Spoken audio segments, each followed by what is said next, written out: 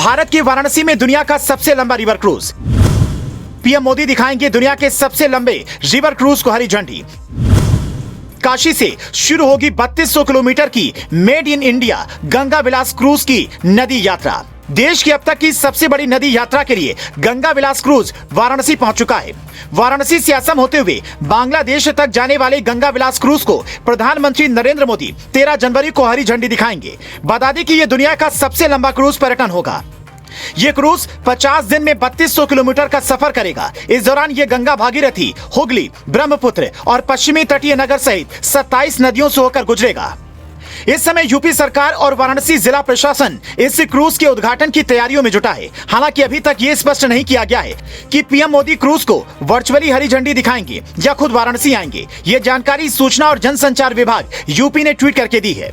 बता दें कि इस क्रूज के स्वागत में बैलून महोत्सव का भी आयोजन किया जाएगा। वहीं दूसरी तरफ डिब्रूगढ़ से आ रहे गंगा विलास क्रूज को वाराणसी तक पहुंचाने के लिए रास्ते में पड़ने वाली 3 पीपा पुलों को हटाने का कार्य भी शुरू हो चुका है। इस क्रूज को वाराणसी से डिब्रूगढ़ तक पहुंचाने के लिए एक खास टर्मिनल बनाया गया है। जल मार्ग प्राधिकरण के उपाध्यक्ष जयंत सिंह ने इस क्रूज के बारे में जानकारी देते हुए कहा, ये गंगा विलास क्रूज जहां वाराणसी के पर्यटन को बढ़ावा देने में मील का पत्थर साबित होगा, वहीं उत्तर प्रदेश के पर्यटन को भी इससे नई रफ्तार मिलेगी। बता दें कि क्रूज गंगा विलास में भारत निर्मित पहला रिवर शिप है जो काशी से बोगीबील तक सबसे लंबी जल यान यात्रा कराएगी। ये यात्रा कुल 3200 किलोमीटर की होगी। 51 दिनों का ये सफर भारत और बांग्लादेश के 27 रिवर सिस्टम से गुजरेगा।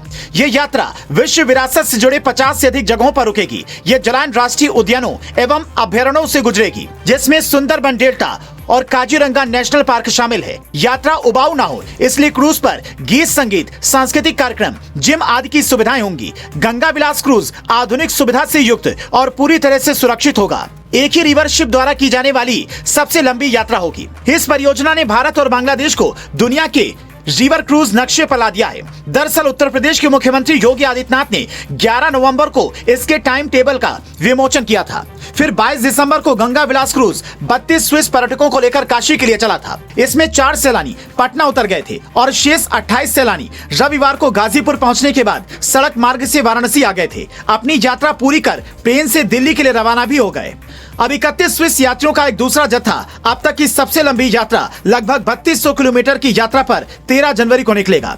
क्रूज के डायरेक्टर राज सिंह ने खास बातचीत में बताया, उनके क्रूज में सभी लग्जरी सुख सुविधाएं मौजूद हैं। कुल 31 स्विस यात्री क्रूज पर सवार होंगे। 40 क्रू मेंबर को मिलाकर कुल 71 लोग क्रूज की यात्रा पर निकलेंगे। उन्होंने आगे बताया, किसी 5 स्टार होटल की तरह ही यहाँ पर सुख सुविधाएं मिलेंगी। क्रूज 27 रिवर सिस्टम से होकर गुजरेगी। इसमें बांग्लादेश से कनेक्टिंग अच्छी होगी और जल मार्ग का विकास भी होगा।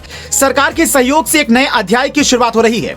वाराणसी प्रशासन के अनुसार नदी पर्यटन को बढ़ावा देने के लिए इस क्रूज को शुरू किया गया है। भारतीय अंतर्देशीय जलमार्ग प्राधिकरण के अनुसार वाराणसी गाजीपुर बाढ़ जलमार्ग को अब पटना फरक्का जलमार्ग की तरह ही विकसित किया जाएगा। इसकी पूरी योजना तैयार कर ली गई है। इस जलमार्ग के शुरू होने पर पूर्वांचल के बाजारों की पहुंच सीधे दक्षिण पूर्व एशियाओं तक हो जाएगी और इसका सीधा फायदा यहाँ के किसानों और व्यापारियों को मिलेगा और इसके साथ ही राज्य के विकास में भी बहुत मदद मिलेगी। तो इस खबर को लेकर आपका क्या कुछ कहना है? अपनी राय हमें कमेंट करके जरूर बताएं। साथ ही देश और दुनिया से जुड़ी तमाम खबरों के लिए पेज को फॉलो करना ना भूलें।